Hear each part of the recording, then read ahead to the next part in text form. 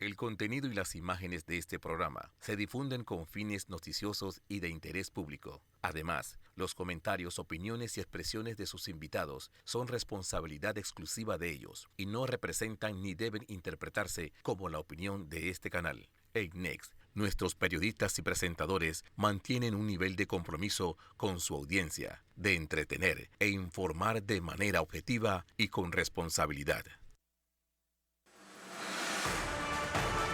La otra verdad.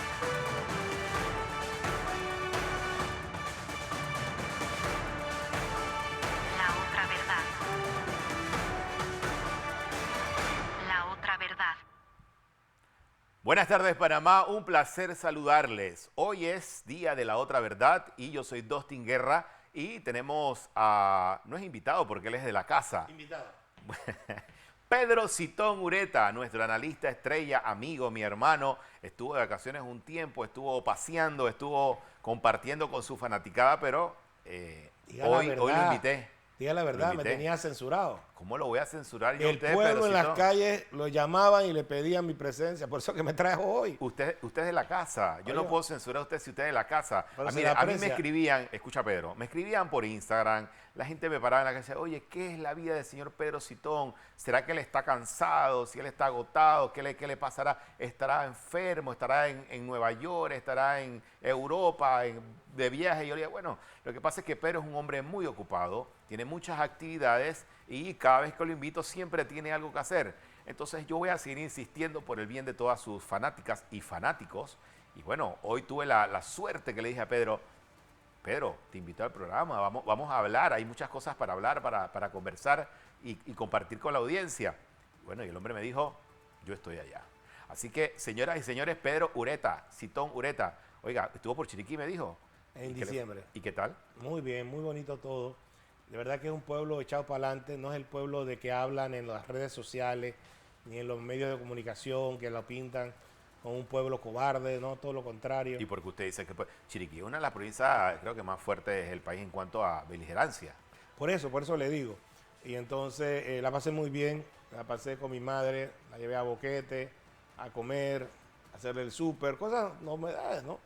Pero ya me regresé para acá y entonces estamos en el Bregar Diario. Así es. Pedro, bueno, a toda nuestra audiencia, gracias por estar con nosotros. Recuerden que los jueves empezamos un poco más tarde porque hay algunos compromisos en el canal. Así que, bueno, hoy empezamos un poquito más tarde, son las 4:04 y vamos a estar tocando. Hay muchos temas por los cuales hoy de verdad quiero dedicarle algo de tiempo. Pero quiero iniciar dándole la condolencia a toda la familia de Delfia Cortés. De parte de toda la gente del Grupo de Paz. Delfia trabajó muchos años con nosotros en Crítica, en Panamérica, en Día a Día, como corresponsal. También ella formó parte de muchas organizaciones y gremios de periodistas y compartimos. Hace poco también, recuerda Pedro, que nos las encontramos en Sí, uno de los señor. eventos del partido realizando metas. Sí, en un señor. director nacional, estuvimos conversando un rato con ella, con Delfia Cortés, una gran persona, Extraordinaria persona. una gran persona, además de una excelente periodista y creo que una de las periodistas más representativas de la provincia de Colón lo era Delfia Cortés, quien falleció. Y yo voy a hacer un paréntesis en este punto porque lo que le hicieron a Delfia no es correcto. Y quiero hablar, esto es a título personal. Eso que hizo Foco de exponerle a un hijo y tratar de venderlo como que si hubiese aprovechado sus influencias para tener un auxilio económico cuando se demostró que se había ganado una beca, todo eso forma parte del estrés que quizás tenía Delfia Cortés. Entonces, de verdad que eso es para mí totalmente reprochable y hoy día estamos todos tristes por la partida de la colega y amiga Delfia Cortés y seguro eso tuvo mucho que ver en el estado de salud de Delfia y son las cosas que nosotros hemos cuestionado y criticado durante todo este tiempo porque Foco me lo hizo a mí, se lo ha hecho a Delfia y se lo ha hecho a otras personas en este país. Estaba leyendo hace poco, cuando estaba conversando en el preámbulo de este programa con Pedro Citón, estaba leyendo las declaraciones, un video de Luis Pérez, el hijo del exalcalde de allá de Azuero, Pani Pérez, que Foco, para variar, saca una publicación diciendo que lo habían detenido en un operativo antinarcóticos y que estaba detenido desde el pasado miércoles. Bueno, él saca un video diciendo que eso es absolutamente falso, que no tiene ningún caso, que él estaba dando clase porque es profesor docente, catedrático, y que él no tenía nada que ver y estaba aclarando y refutando otra publicación más de Foco. Entonces, ellos no hacen periodismo, esa es mi opinión y se va a mantener así, no hacen periodismo, hacen activismo con mentiras y eso trae consecuencias, tanto consecuencias legales, penales y bueno, creo que Pedro también en alguna ocasión ha hablado de las implicaciones que tiene Foco cada vez que hace una publicación sin sustento o con una mentira. Pedro. Sí, no, lo primero que hay que decir es que Foco es la punta de lanza de Annette Planer, la directora del diario La Prensa. Todo el bochinche, todo lo sucio, toda la difamación, toda la calumnia, toda la injuria, utilizan ese canal de redes sociales que pareciera tener una aureola de inmunidad, porque no hay manera alguna de que sea sancionado, a pesar de que reiteradamente uno se ha podido percatar de su mala fe y sobre todo su dañino actuar en contra de personas honorables de este país. Así que sí es muy triste lo sucedido a Delfia Cortés, como usted dijo, la última vez que la vimos me entrevistó, conversábamos, le recordé la cantidad de veces que me entrevistaba para su programa de radio allá en Colón, el cariño mutuo que nos teníamos, y le dije, Delfia, usted es cómprese el vestido blanco, que usted es una segura diputada por su querido pueblo de Colón, y me dijo con palabras proféticas, licenciado Citón, seguro, solo Dios expone y quita reyes. Imagínese usted, tenía tanta razón esa señora y ojalá el reemplazo de ella por RM. ¿Eso cómo queda, Pedro? Usted que conoce de la materia. El artículo del Código Electoral no lo tengo a mano, pero básicamente dice que solamente en caso de muerte de un candidato cabe la posibilidad de reemplazarlo por otra persona bajo ciertas circunstancias. Así que el RM tiene la posibilidad de poner a un nuevo candidato ahí y no procede cuando sucede lo contrario, que es la renuncia. En la renuncia sí nada más puedes tener la posibilidad de reemplazarlo por el suplente. Sí, pero mire, yo creo que el caso de Delfia en Colón, y hablemos un poco de lo que es, usted puede ser una persona conocida, pero que usted tenga influencia, eso es otro cuento. En el caso de Delfia Cortés, como también de otros colegas periodistas en algunas provincias, que son periodistas de muchos años de trayectoria, Delfia Cortés en Colón tenía una influencia muy grande y era muy respetada. Yo recuerdo que Delfia hacía todos los reportes policíacos, estaba metida en todas las redadas, en todos los asesinatos, se metía entre las barracas, conversaba con la gente y Delfia tenía esa capacidad periodística. Eso se llama liderazgo, carisma, liderazgo de empatía entrar, con exactamente. los colonenses. Ella no solo hacía noticias, era una mujer comprometida con su pueblo, trataba de resolver los problemas a través de sus reportajes, tenía un periodismo crítico y sobre todo fue muy doloroso cuando lo trataron de involucrar con ese tema de la ayuda del hijo, que ella tuvo que poner hasta un dinero extra para poder cubrir ella toda esta situación. Antes de su muerte había escrito de que había tenido que pedir un préstamo de unos $10,000 para poder cubrirle los estudios de sus hijos, que se graduó con honores. Una hija del pueblo, no es del Club Unión ni nada de estas cosas. Y definitivamente el país pierde a una de sus mejores hijas, Colón.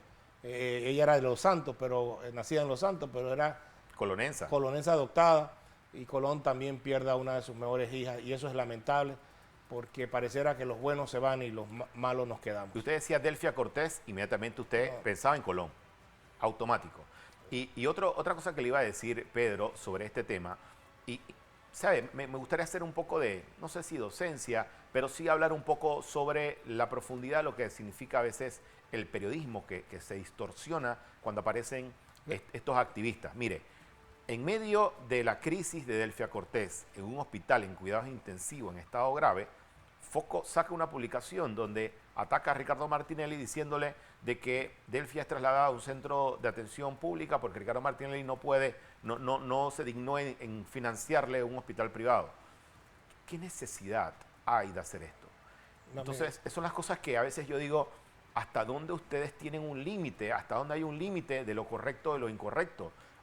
Por más que la prensa y los diarios afines y los medios afines a Neplanel llamen a Mauricio Valenzuela como periodista, No lo es. no lo es.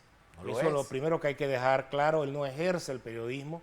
Lo que ejerce es un pseudo periodismo donde Para el mí ataque activismo, no es periodismo. visceral, sin ton ni son, es el que prima. Y sobre todo, mire, yo le voy a hacer algo.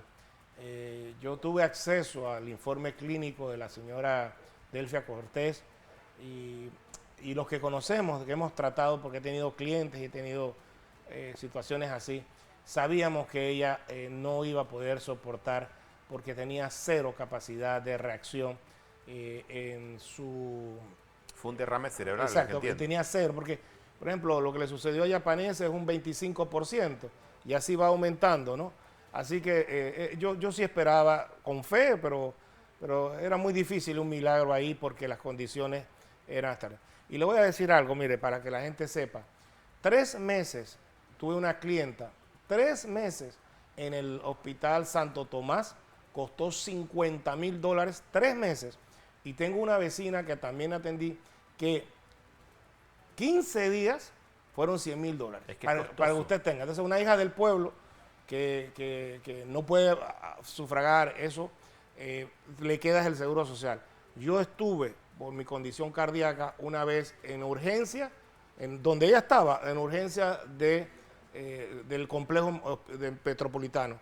Y yo le puedo asegurar que no hay diferencia entre eso y un tema de hospital privado.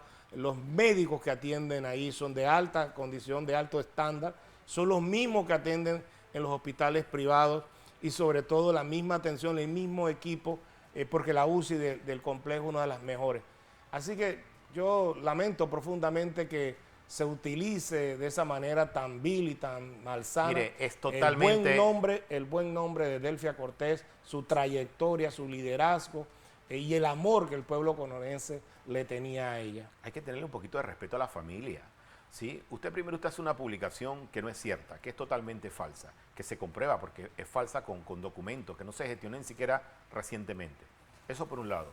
Usted insiste en la publicación.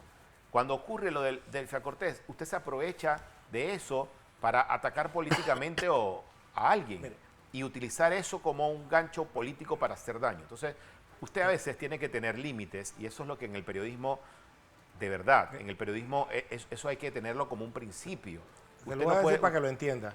El diario, el pseudomedio de redes sociales Foco, funciona solamente para los que odian, para los que malviven, para los que tienen la cizaña y esas situaciones tan ajenas a la ética y a los valores morales. Y definitivamente el pueblo colonense que amaba a Delfia Cortés, no le va a hacer ningún impacto.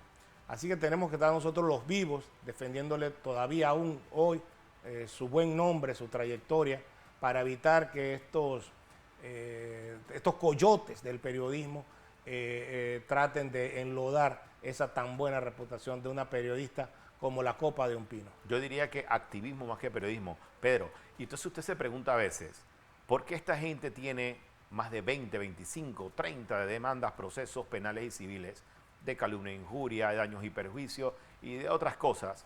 Y es que hacen las cosas mal. Entonces, y lo digo por mi caso, me sacan una glosa, inventan una historia, tratan de dejarme mal y termina siendo una gran mentira. Entonces, sus intenciones a veces con el enfoque de dañar, pierden la perspectiva de la realidad y piensan que publicar no trae una consecuencia. Mire, hasta para criticar, yo soy respetuoso. Uno tiene que criticar tratando de ser lo más objetivo posible, porque eso de la objetividad es subjetivo. Usted siempre tiene una opinión, un criterio, todos los medios en el mundo, los periodistas tienen un criterio y una opinión de algo.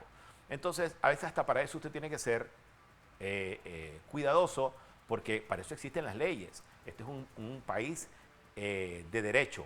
Aunque a algunos no les guste las leyes y cómo se maneja, bueno, esas son las leyes que hay. Entonces usted no puede estar publicando y atacando sin pruebas.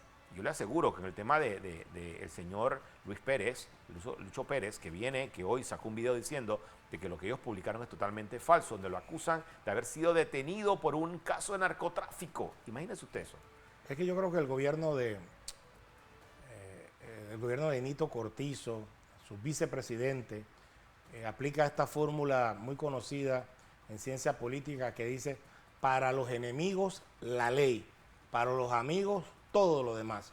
¿Qué quiere decir esto? Que aplicando malsanamente la ley y la justicia es que se hacen estas arbitrariedades, y a los afines a ellos, como es el caso de Mauricio Valenzuela, se les protege, se les da un aire de impunidad, un aire de inmunidad que evita que entonces puedan ser juzgados como corresponde. Yo creo que no se puede permitir como son redes sociales, no le puedes secuestrar, entonces como no tienen nada secuestrable. Entonces, como le digo, no tienen nada. en el planel, solo existe una desde cuenta. el diario La Prensa utiliza esta plataforma, luego ellos recogen la información y dicen, no, es el diario, es la página. La página de red es la que dice, Instagram. Y el responsable, claro, y el responsable no tiene con qué responder, y en este país lamentablemente se despenalizó la calumnia e injuria, y por tanto entonces siguen con esta rueda de rodar y enlodar las reputaciones de las personas. Y yo lo decía en un café que tengo, un blog que tengo. Dígalo, en crítica. En crítica, que yo decía que yo veía que había nubarrones muy fuertes de fraude electoral, y que lo decía porque en los años 84 y 89 se precedía el fraude electoral a través de la violencia política. Y la violencia política, ojo, no es solamente romper cabezas en las calles, etcétera, etcétera, sino precisamente a través de estos medios satánicos que utiliza la oligarquía criolla para evitar que candidatos prestos puedan llegar a un cargo de elección popular, porque tratan de hundirlo.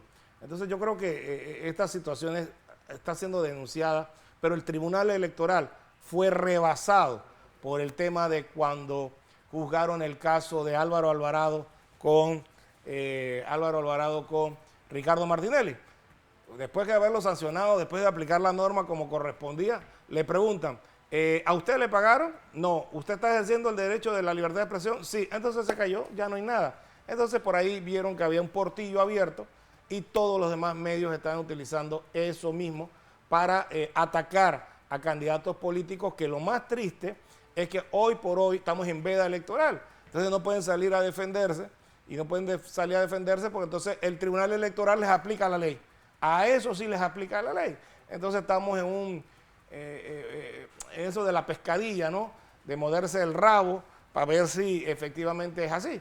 Y es muy triste y muy lamentable. Me adelantó el tema que casualmente le iba a preguntar. Usted que está dándole seguimiento a todo lo relacionado a la política y a el tema de las elecciones, Ricardo Martinelli, y más tenemos declaraciones de Ricardo Martinelli que las dio aquí en este estudio, pero Ricardo Martinelli decía algo: pareciera que la estrategia de mis rivales políticos es rezar, pedir que me inhabiliten.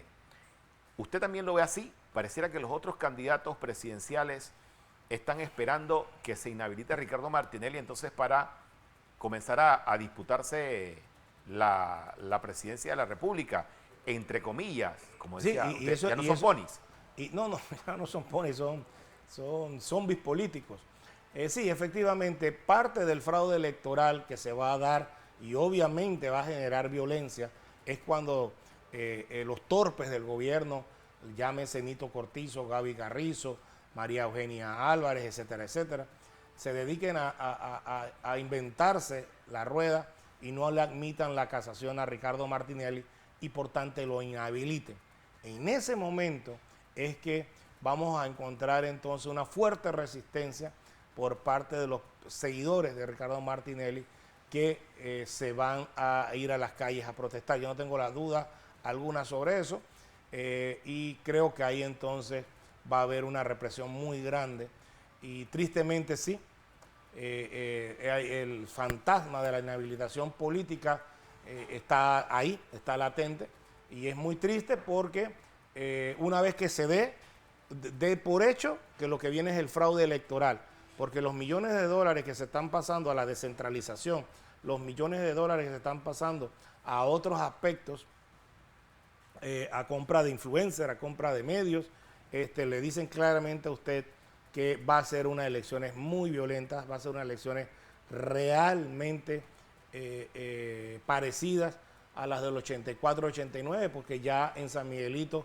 el PRD tiene bastiones de guerra, tiene beligerantes, o sea, no van a perder ni van a entregar la banda presidencial como piensan que lo han hecho en las anteriores elecciones. Quiero seguir analizando ese tema y hablar un poco sobre la influencia del sistema judicial en la política, porque aunque usted no lo crea, la decisión de la magistrada presidenta de la Corte Suprema de Justicia puede decidir la magistrada presidenta de la Corte Suprema de Justicia por encima de la voluntad de más de 3 millones de personas. O sea, una sola firma, una sola decisión puede definir una elección. Si la magistrada Ariadna García aplicara la ley como corresponde, debería admitir sin lugar a dudas el recurso de casación. Pero quiero hablar de eso, tengo que hacer la pausa comercial.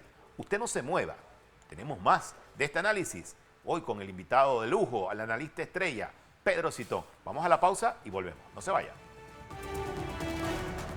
La otra verdad.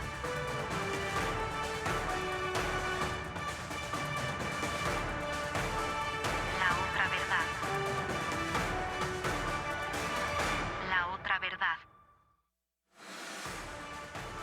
La otra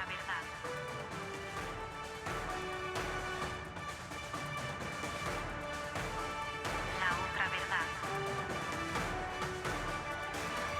La otra verdad.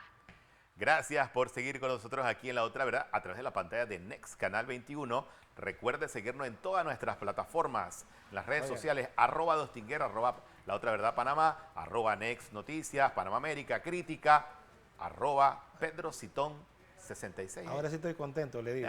Es que se le iluminó el rostro a Pedro porque vio a Belsis vi a esa mujer tan ingrata contra mí. Sí, él vio a Belsis Vinda entrar por el pasillo. Este programa es en vivo, para que sepan. Entonces entra por el pasillo Belsis y se le iluminó el rostro a Pedro Citón de una forma impresionante. Permítame Saludos mandar para un par de Belsis Vinda, mensajes, vende por buenos favor. dulces, Belsis. Dígame. Quiero mandar un mensaje a mi señora madre, doña Loli Ureta, hasta Chiriquí. Fiel seguidora. Esa Fiel. nunca me abandonó a pesar de que usted no estaba aquí. No, eso es cierto, eso sí Ella es me cierto. siguió viendo siempre. Sí, señor. Saludos para la señora Loli. A mi hermano, Félix Eduardo Citón, que es periodista, y a la gran Chanida Peñalba del Día a Día, que dice que la tenemos oculta, que nunca la saludamos. Así que, y a los cientos de televidentes que ellos saben que me vieron en las calles de Panamá, porque yo no soy como usted, que ando en un flamante Land Cruiser. Yo voy caminando. Pero diga, una Land Cruiser del año 2003, porque usted dice que flamante Land Cruiser, pensará que soy un ganadero de una Land Cruiser de $100,000. No, señores, yo tengo una humilde Land Cruiser del 2003. Usted tiene unos terrenos en Los Pocitos y cosas. No, yo tengo una casa en San Carlos. Y finalmente, mira, me encontré ayer en Multiplaza a un amigo, a un buen amigo, que conozco de hace 36, 37 años, José Ricardo Muñoz, periodista, gran persona. Oye, qué agradable poder conversar con él. Saludos para José Ricardo. Sí, hombre. Gran presentador de noticias. Sí, dice que está esperando la política para volver, pero ahora está trabajando con el alcalde Fabregat. Bueno, mire. Saludos para él, un buen amigo, buen colega, y bueno, lo admiro mucho, presenta muy bien noticias. Oiga, Pedro, seguimos con el tema de la Corte, porque en el caso de New Business, yo decía, antes de irnos al cambio comercial, que podrá ser posible que la decisión de una magistrada pueda afectar la voluntad de los electores de este país. O sea, las personas que tienen la capacidad de ir a votar en mayo y decidir quién va a ser su presidente. Bueno, la decisión de una magistrada puede acabar con la posibilidad del principal candidato a la presidencia de la República. Esto solo se ve en países como Venezuela, algunos países como Guatemala, donde el órgano judicial tiene una influencia y un poder sobre la política. El escenario en Panamá no dista mucho de eso. Pedro. Bueno, mire, definitivamente yo creo que la misión de observación de la OEA debería estar presente desde ya, debería pronunciarse sobre la situación que está sucediendo en Panamá. y este tema se debería internacionalizar. Yo con el periodista Einar Díaz, aquí en Next TV, lo dije en un momento, que la inhabilitación de Ricardo Martinelli, en caso de darse, estaría a la par de María Corina Machado, estaría a la par del presidente en Venezuela, en Guatemala, y estaría a la par de otros dictadores como sucede en Nicaragua, en donde no hay conflicto, no hay contienda política, sino que cualquier adversario del régimen enseguida es exiliado. Y entonces creo que ese es el tema que está sucediendo en Panamá. Para nadie es un secreto, para nadie, que Ricardo Martinelli lidera las encuestas y la lidera ampliamente. O sea, el resto de candidatos se están peleando entre ellos para ver quién polariza contra Ricardo Martinelli. Por eso son los zombies políticos. Hay candidatos como Rómulo Rux, que está estancado, está estático. Hay candidatos como Martín Torrijos, que está a expensa de lo que caiga el PRD de Gaby Carrizo. Y hay otro candidato como Lombana, que está tratando de trepar con una política populista al estilo de Milei, entre Milei y Bukele. Vi que Ricardo Lombana, yo lo conozco perfectamente, es amigo, trabajé con él en la prensa algunos años, salió con un hacha, con un grupo de ciudadanos con un hacha, no, y muchos decían en las redes sociales, bueno, el estilo Milei, el estilo Bukele. Pero mire, eso es muy triste porque en un país como el nuestro, donde hay altos grados de violencia, femicidios, hay muertes violentas, hombre, usted sale con un hacha y usted va a ver que eso lo van a repetir varias personas. Yo creo que es un craso error de marketing político. Creo que a él lo va a beneficiar mucho tener un candidato influencer como para alcaldía, como es el señor Mayer Mirachi. Eso lo va a beneficiar a él. Y yo, desde mi óptica, lo he dicho ya en varias ocasiones anteriores, yo veo a un Ricardo Martinelli, veo a un Ricardo Lombana, veo a un Martín Torrijos como los únicos candidatos que van a poder polarizar la contienda política. El resto de candidatos yo los veo muy, muy distantes. El señor Rómulo Rux y el señor Gaby Carrizo, yo los veo, mire, no voy a usar la palabra cadáver político porque nadie... Dice Juan Briciola, conversábamos antes en la reunión previa a este programa, a veces hacemos esas reuniones informales y conversamos de diferentes temas. Y hablábamos de que, ok, además, sacando a Ricardo Martinelli del paquete los demás candidatos presidenciales son como esa gente que está drogada en las calles de por Detroit. eso son como unos zombies políticos, son un fentanilo, o sea, ¿Sí? ¿no? Entonces es lamentable porque no levantan de ninguna forma, por donde han hecho de todo. Incluso escuchaba a Gaby Carrizo que salió en algunos videos tratando de contar anécdotas de Omar Torrijos y tratando de ser empático. Mire, ya los muertos. Pero es bien difícil. Los muertos están, esos santos usted no lo va a poder sacar de la iglesia y ponerlos en una campaña electoral. Hay un votante joven, hay un votante consciente que el tema económico es el tema principal y ese tema lo tiene ya en las manos como líder, como gurú, el señor Ricardo Martinelli, y eso lo dicen las encuestas. Entonces, cuando usted escucha que hay analistas políticos decir que esta elección va a ser muy cerrada, esta elección... Pero va a ser cerrada, cerrada con o sin Ricardo Martinelli, porque de lo contrario yo creo que las encuestas y las mediciones son claras, ¿no? No, mire, cuando usted escucha, no, va a ser cerrada, porque, mire, Ricardo Martinelli las lidera al 40-45% del electorado. O sea, y Lombana podrá sacar un 25-30% del electorado y Martín Torrijos un 15-20% del electorado, pero no aspiren a más.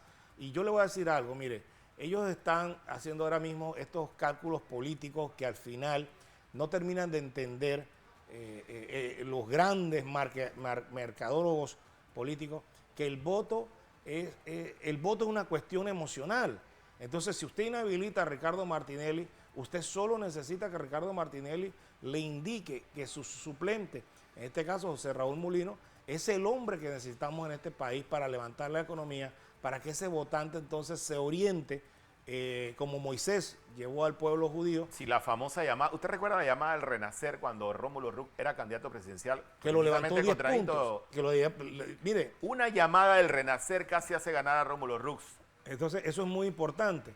Eso es importante. Y le voy a decir algo más, y se lo comentaba, pero usted a mí no me cree nada de lo que yo digo. Yo le creo, Pedro Citón. La figura de la señora Marta de Martinelli, la figura de la señora Marta de Martinelli es un plus tanto para Ricardo Martinelli como para José Raúl Mulino. Sin lugar a dudas, yo creo que ese plus que brinda ella como la gran matriarca de RM, la que ha protegido a ese partido político, también va a ser considerado por el elector. Porque vuelvo y le digo, usted puede llevar encuestas frías, racionales, pero a la hora de votar, la gente vota emocionalmente, en el 90% de los casos. Y ese votante recuerda el gobierno de Ricardo Martinelli con un gobierno que fue exitoso económicamente. Pedro, y ¿usted, en usted este no momento cree que las campañas son actualmente, a excepción de la de Ricardo Martinelli, porque es un candidato especial por ya la trayectoria y por su carisma y todo lo demás, y el tipo de campaña que ha hecho? Pero usted no siente que las otras campañas están tímidas.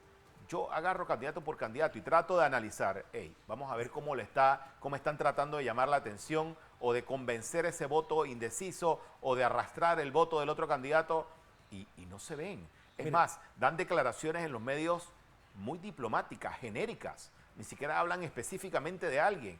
En verdad yo siento que hay mucha timidez por parte de algunos candidatos. Mire, yo le he dicho a usted y al quien me ha querido oír que el único que puede vencer a Ricardo Martinelli se llaman los errores de Ricardo Martinelli.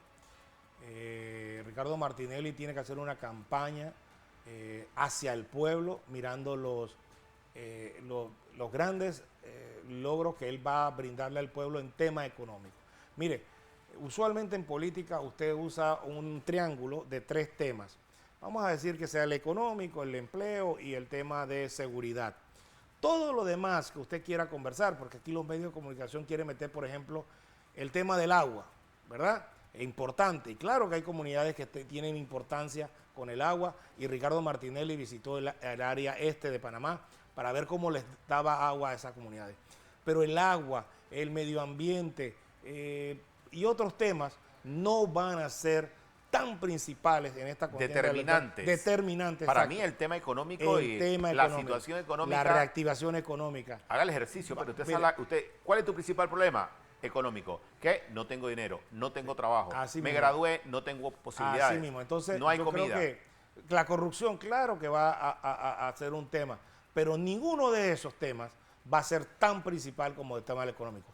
Y en ese aspecto, el único que se enfila, se encarrila como el gran gurú económico para resolver los problemas nacionales es Ricardo Martinelli. Las demás alianzas, además, están tratando de ver cómo uno le pega al otro para poder ubicarse de segundo. Entonces, en ese momento, poder polarizar con Ricardo Martinelli. Bien, precisamente Ricardo Martinelli estuvo en el estudio de Next y habló sobre diversos temas. Vamos a ver el siguiente reporte. El candidato presidencial por los partidos Realizando Metas y Alianza, Ricardo Martinelli, pidió un alto a la persecución política, refiriéndose a la información que circula sobre posibles presiones de grupos de poder políticos y económicos para que la Corte inhabilite su candidatura, negando la admisión de recurso de casación en el caso New Business. Lo que no tengo es tiempo para estar persiguiendo gente. Lo que sí hay que hacer aquí es arreglar la justicia, porque arreglando la justicia se arreglan las otras cosas. No puede ser que aquí, voy a dar por ejemplo el proceso de PASA, que PASA no tiene acciones y se la dieron, dice, los tipos de ahí se la dieron al Estado, pues, porque ellos querían hacer un acuerdo que le dan 4.3 millones de dólares al señor Moore, que lo han dicho en mi oficina 7 personas que estaban ahí, el hermano de la fiscal. ¿Qué pasa? No está en la vista fiscal, no está en nada. Pero cuando viene la condenan. Es como que si yo tengo un problema con usted, pero le quito a usted, a su esposa, la casa que es de ella. El principio judicial de eso no tiene otro nombre.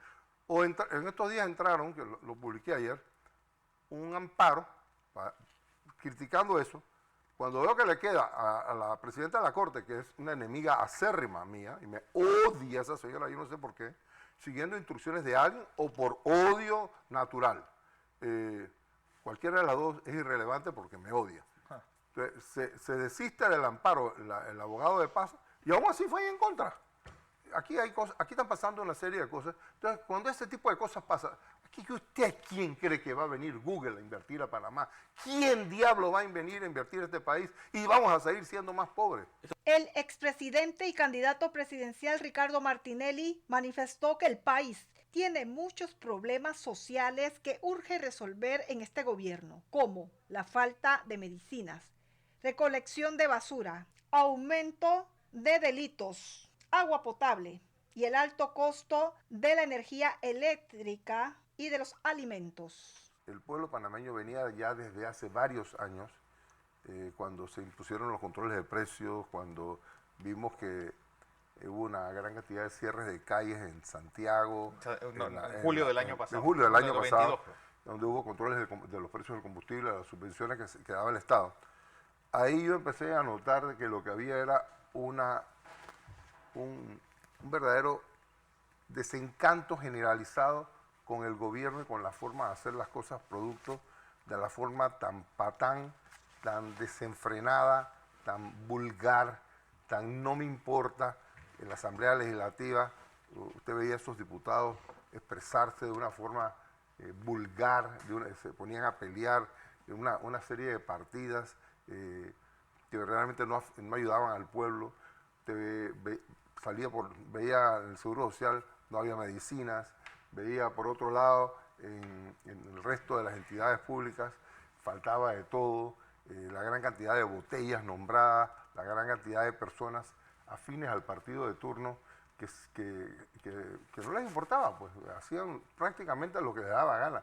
Una enorme cantidad de licitaciones para comprar comida por 440 y pico millones de dólares de unas cárceles, toda la enorme cantidad de proyectos paralizados como el oncológico, que necesitaba 8 millones de dólares, pero aquí a la misma vez gastaban cientos de millones de dólares en la descentralización de la Asamblea, que se robaban toda la plata. Ahí el día que metan el diente, hasta ahí llegó eso. Hay una junta comunal que le han dado 100 millones de dólares, cosas así, que sin ninguna justificación. Han empezado a salir ahora las ayudas económicas esas que son verdaderamente lamentables para personas que no tienen ninguna necesidad de tenerlas. Sin embargo, las escuelas nuestras están todas descascarilladas. No hay medicina, las calles están todas destruidas, no hay ningún proyecto nuevo, no hay ninguna ilusión, ninguna esperanza hacia futuro de que las cosas van a mejorar con esta gente. La candidatura presidencial de Ricardo Martinelli se mantiene firme. La Sala Penal de la Corte Suprema de Justicia está pendiente de admitir el recurso de casación en el proceso denominado New Business y posteriormente deberá agendar una audiencia, la cual ha pedido Ricardo Martinelli sea pública y televisada. Con cámara de Carlos Figuera, Linda Brand, Next Noticias.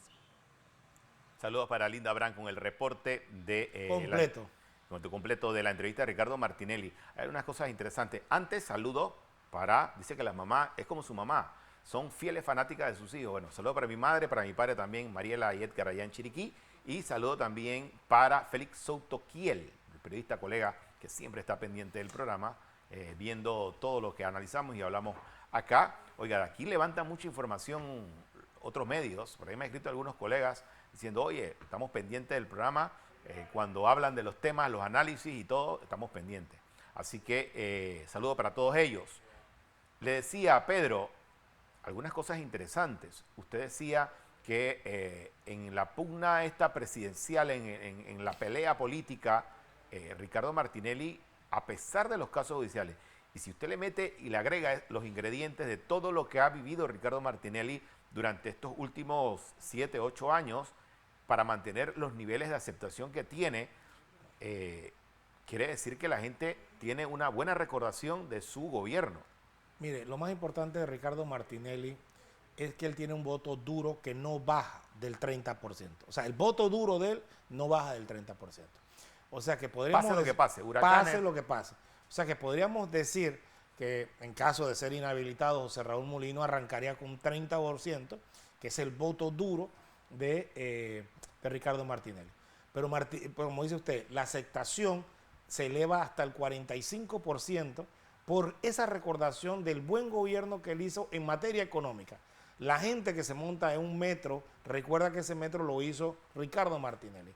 La gente que hace las intersecciones de Bellavista, de Villa Brasil, etcétera, etcétera, también sabe que esas son de Ricardo Martinelli. Y todas las demás obras tan simbólicas que tuvo Ricardo Martinelli y algunas que hoy está inaugurando la actual administración. La gente la recuerda la ciudad Salud. Exactamente, la gente la recuerda como una obra de Ricardo Antes ciudad Martinelli. hospitalaria. Entonces, cuando usted tiene un votante tan leal a usted, usted juega con una ventaja sobre sus adversarios políticos, que lo que se están es matando entre ellos, como fentanilo drogers. Fentanilo alterado, más alterado ya. Como fentanilo drogers, así se están peleando entre ellos para ver quién logra ser el segundo y desplazar entonces y poder polarizar contra Ricardo Martinelli. Pero cuando yo le digo a usted polarizar, me permito recordarle cuando Martín Torrijos tenía un 47% y el que le seguía era Guillermo Endara con un 32%. Bueno, precisamente eso se llama polarización. Pero no es que va a ser una carrera cerrada entre uno y otro candidato. Yo no veo, contrario a lo que dicen algunos, de que estas elecciones puede darse la posibilidad de que el candidato gane con menos del 25% o que sea una elección. ¿Que eso va a ocurrir? No. Y tampoco va a ocurrir esto de que el que gane con el 33% y el otro tenga el 32%, tampoco. Yo creo que hay una votación bien marcada, una escogencia bien marcada entre el candidato que sea de RM, obviamente Ricardo Martinelli sería todavía superior. Es el candidato formal y está corriendo oficialmente. Exacto, y eso es muy importante porque mire, el diario La Prensa va a hacer un debate entre 7 candidatos y lo excluye a él. Y eso no es democrático, porque ¿cuál es el sentido y la esencia del debate entre candidatos? No es que los candidatos se exhiban y muestren sus dotes oratorias. No, es que haya un votante informado, que haya un ciudadano empoderado, que sepa por quién votar y quién tiene la habilidad y el mejor programa para votar. Entonces, al hacer esto, la prensa, ¿verdad?, lo que se muestra a sí mismo es como un medio de comunicación social antidemocrático que no cree en los valores de la ciudadanía. Y esto es muy importante resaltarlo, porque es otra muestra más de lo que yo le trato de explicar a usted, de este fenómeno del fraude electoral, que la gente piensa que el día de las elecciones la gente va a ir a votar. No, me recuerda que Benicio Robinson habló de fraude electoral y el Tribunal Electoral salió con un comunicado diciendo que esas palabras habían sido totalmente desacertadas y que era muy grave lo que había dicho el señor Benicio Robinson. Pero escúcheme, es que no solamente por parte del gobierno, que ya está muy marcado esa orientación a tratar de inhabilitar a Ricardo Martinelli. Triste sería el papel de la Corte Suprema de Justicia si inhabilita a Ricardo Martinelli. Inhabilita a Ricardo Martinelli y cierra 3 medios de comunicación. Exactamente. Se quedarían en la historia como la Corte Suprema de Justicia que avaló el cierre de 3 medios de comunicación. Sí, eso no se lo olvide. Sí, entonces esa arbitrariedad tendrá que ser analizada por los tribunales internacionales, por la Comisión Interamericana de Derechos Humanos. Y es muy importante entonces, porque el apoyo popular que la gente le tiene a Ricardo Martinelli podrá ser pasada inmediatamente a cualquier candidato, en este caso José Raúl Mulino. Y, o sea, lo que yo trato de explicarles es que hay gente que juega estratego, ¿no? Si inhabilitamos a Ricardo Martinelli, vamos a ganar. Eso no va a suceder. Eso no es tan fácil. Yo creo que, mire, que nunca antes yo había visto un votante ya tan identificado con su marca, que es RM, y que ese votante confía que el 1 de julio va a haber un país diferente, un país con una nueva mentalidad. Porque ese es el problema que está sucediendo ahora. Si usted va a vender una casa, nadie se la va a comprar. Si usted va a querer invertir en un negocio, nadie le va a prestar ese dinero, porque nadie sabe qué nos va a pasar el día 5 de mayo. Entonces, realmente la fortaleza de reactivación económica en el top mind en la mente de los panameños. ¿Cómo? Sonó bilingüe. El top of the mind. Entonces, Oiga, va a ser... Pedro, yo me tengo que ir al cambio comercial, pues se me acaba el tiempo, pero le tengo que hacer una pregunta obligada, y es un tema que a usted le gusta. La crisis minera golpeará a los candidatos del PRD, no solo al candidato presidencial. Estoy hablando de candidatos ¿Se lo a contesto diputados. ahora o más tarde? Contétemelo antes de irnos al cambio comercial. Mire. ¿Qué usted opina de eso? Mire, Esa yo pregunta es obligada para mí. Yo creo que la situación minera de octubre, noviembre del año pasado golpeó tremendamente a Rómulo Rux, que es considerado por todos como el abogado de la minera. Golpeó tremendamente a José Gabriel Carrizo, que era uno de los mayores defensores de la minera. Entonces eso hace que ambos caigan estrepitosamente. Creo que uno de los mayores beneficiarios desde las encuestas que yo he visto es precisamente la profesora Gordón y el señor Lombana, que lograron calar como antimineros. Pero el señor Martín Torrijos no fue ni positivo ni negativo. Él quedó estático y vuelvo y le digo, su gran elector, el gran elector de Martín Torrijos son los electores del PRD. ¿Y los candidatos más chicos, por ejemplo, los candidatos a diputados, representantes, alcaldes? No, lo que pasa es que allá es un tanto diferente porque el votante para alcalde PRD, representante PRD y diputado PRD va a tener una opción dividida de candidatos PRD en el Partido Popular y con Zulay Rodríguez. Y eso le va a afectar a ellos tremendamente. No va a ser como anteriores elecciones que el voto de presidente se diluía, se dividía con el candidato PRD y otro candidato. No, en esta ocasión yo sí creo que el PRD va a tener que esforzarse demasiado para por lo menos conseguir 15 diputados y por lo menos conseguir unos 200 representantes de corregimiento. Lo de la alcaldía de Panamá, por ejemplo, tenemos, y aquí corto rapidito, pero tenemos a un joven como Mayer Mirachi, que en las redes sociales arrasa, pero a su vez tenemos un político como Fábrega, que tiene toda una estructura en los 26 corregimientos a la par del señor Cheyo Gálvez. Entonces el gran perdedor en el tema alcaldicio de la ciudad capital ha sido el señor Brose y ha sido el otro candidato del partido panameñista. El candidato de su partido, de su ex partido. Exacto. El señor Bermúdez. Que resultó, me imagino, también arrastrado por el tema. Pero por eso, mire, yo no soy de dar consejos, pero... Cobre, por los consejos no, se cobra. pero yo le voy a dar uno gratuito a Zulay Rodríguez. Ahí están apuntando. Yo le doy uno gratuito a Zulay Rodríguez. Que no le vaya a pasar lo que le pasó a Mayín Correa, que por irse a acompañar a Alberto Vallanino en unas elecciones nacionales como vicepresidenta, terminó perdiendo la alcaldía. De un 60% de aceptación popular que tenía en enero, la perdió a un 29%. Eso es lo mismo que va a suceder en su bastión. Ella tiene un bastión muy fuerte de votantes evangélicos y del PRD. Pero eso es para alcalde y para diputado.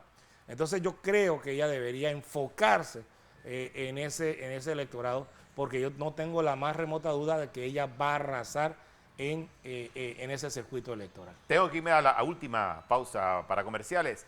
Al volver, venimos con la parte final de este programa. Vamos a hablar del salario mínimo, porque hay ajustes en el salario mínimo y las repercusiones que va a traer eso. Ya desde el sector obrero están diciendo que fue muy poco, del sector empresarial están diciendo de que fue muy alto. Bueno, eso lo vamos a analizar en la parte final de este programa. Usted no se vaya, quédese aquí en este programa, su programa favorito.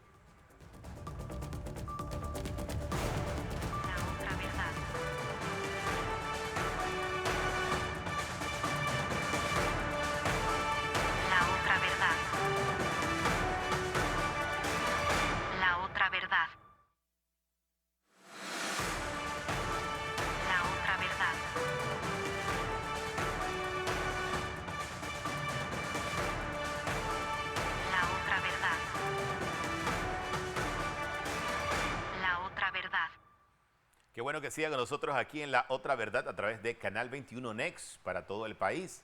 Saludo para toda nuestra audiencia en todo el país. Dice Pedro que estuvo en la terminal de transporte de Albrook, ya lo pararon para saludarlo, para me mandó unas notas de voz a algunos televidentes. La expresión popular en los buses. Él camina en la cinta costera así como millonario, hace ejercicio. No, señor, en la Vía España. La Vía España, donde usted va, siempre lo reconocen y le mandan saludos. No, la raya la tiene contra usted. Pero ¿por qué contra mí si usted fue el que dejó de venir? No, porque yo digo que usted me censuró. Ah, pero eso me tira la culpa a mí. Eso no es así, Pedro. Sea serio. Oiga, aumentaron el salario mínimo. Aumento del salario, un ajuste en el salario mínimo entre 4 y 6%. Vamos a ver qué opina la Cámara de Comercio sobre este ajuste. Vamos a venir con el análisis de cómo eso impacta en la economía. Adolfo Fábrega, presidente de la Cámara de Comercio de Panamá, manifestó que el ajuste al salario mínimo anunciado por el Poder Ejecutivo, que es de un 4% a 7%, no debería ocasionar despidos masivos en la empresa privada debido a que se ajusta a la realidad en cuanto a la inflación. Desde un inicio mencionamos debía considerar la inflación. De nuestros estudios aquí en la Cámara de Comercio se arroja un acumulado de inflación superior al 4%, aproximadamente el 4,5%, y por ende el anuncio del salario mínimo vemos que está en esa línea. Para el sector productivo y privado, el aumento que se dio del salario mínimo va a ser difícil de manejar, pero nos toca manejarlo porque es lo que representa el aumento en costo de vida del ciudadano. Y por ende, por más de que obviamente venimos de una situación compleja de octubre y noviembre, donde el sector productivo está golpeado, donde el sector productivo está en un proceso de reactivación, sabemos que teníamos que de alguna forma u otra representar ese costo de vida creciente que tiene el panameño, y eso es lo que nos va a tocar hacer, tratando de ejercer cualquier acción de manera que no tenga un impacto superior en inflación y que no tenga un impacto superior en el costo de vida inmediato del panameño. La inflación es el aumento generalizado y sostenido de los precios de bienes y servicios en un país durante un periodo de tiempo sostenible que usualmente es de un año. La nueva tasa de salario mínimo tendrá un aumento de 4.5% para la pequeña empresa, 6.0% para la gran empresa y de 7.0% para las empresas del sector bananero.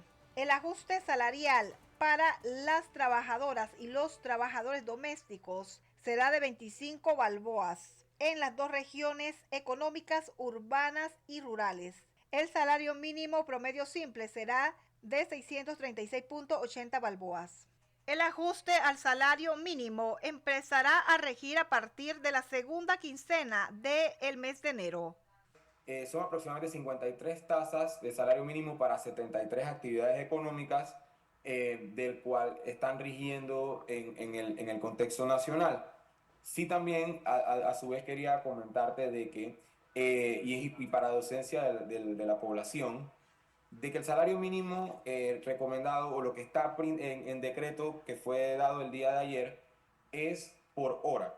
Lo que serían los valores, por ejemplo, que pueden ver en algún espacio en redes sociales o demás que se diga, bueno, el salario mínimo de tal tema es tanto, son estimaciones porque el valor real es la rata por hora, lo que por actividad económica se está tasando y es lo que de alguna manera u otra la empresa tiene que pagar como valor mínimo a cada uno de los trabajadores. El primer pago que se debe realizar debe ser el día 30 de enero y se contempló esto para que las empresas puedan preparar, parametrizar sus sistemas y todo lo que requieran dentro de sus planillas de manera tal de que ellos puedan ejercer el pago adecuado, acorde a su actividad económica. En el 2014 fue el último ajuste que le correspondió a Ricardo Martinelli. Se ajustó el salario mínimo en 27%. Y durante el gobierno de Juan Carlos Varela, los aumentos fueron de 8.5% en el 2016 y de 4.5% a 6.5% en el 2018. En el gobierno de Laurentino Cortizo, le correspondió su primer salario mínimo en el 2020 y este solo fue de 3.3%. Con el ajuste al salario mínimo en la República de Panamá, entre un 4% y 7%, el salario mínimo más alto queda en aproximadamente $1,015 y el más bajo $341. Con cámara de Carlos Fillera, Linda Brand, Next Noticias. Muchas gracias, Lita, por el reporte. Mire, se me acabó el tiempo para analizar el tema, pero le voy a dar dos datos. El primero, hay mucha gente preguntando a partir de cuándo es el nuevo salario mínimo. La segunda quincena de enero, o sea, en esta quincena, la primera quincena, no va a haber, los que ganan salario mínimo, no van a ver ese ajuste. Lo van a ver en la segunda quincena de enero, o sea, el 30 de enero. Eso por un lado. Por el otro lado, si usted quiere conocer, tener en la mano exactamente esos ajustes, en Gaceta Oficial publicaron en la tarde de hoy ese decreto donde ajustan el salario mínimo en la República de Panamá. Ahí le dejo ese dato. Pedro Citón, gracias por estar acá en La Otra Verdad. Saludo para todos sus fanáticos, para sus fanáticas y fanáticos y para toda la gente que lo sigue y lo admira. A todos ustedes, mil gracias. Pedro, despídase a la gente, mándale saludos. Sí, porque de aquí a que usted me vuelva a invitar, ya. Usted está invitado toda la semana, pero usted es un hombre muy ocupado. ocupado. Muy agradecido, ha sido un programa muy corrido, muy sabroso. Y bueno, mi saludo a Noemí, allá la productora, que también me censura mucho. Por ella escuchar esos cuentos de terror. Recuerde que esta es su casa. Bueno. Next Canal 21 y La Otra Verdad. Nos despedimos. Hasta la próxima.